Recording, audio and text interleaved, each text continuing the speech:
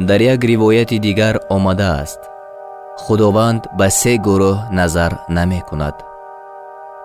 расули худо саллаллоҳу алайҳи васаллам дар ҳадисе мефармоянд: рӯзи қиёмат худованд ба тарафи се тоифа назари раҳмат намеандозад, бо онҳо суҳбат намекунад.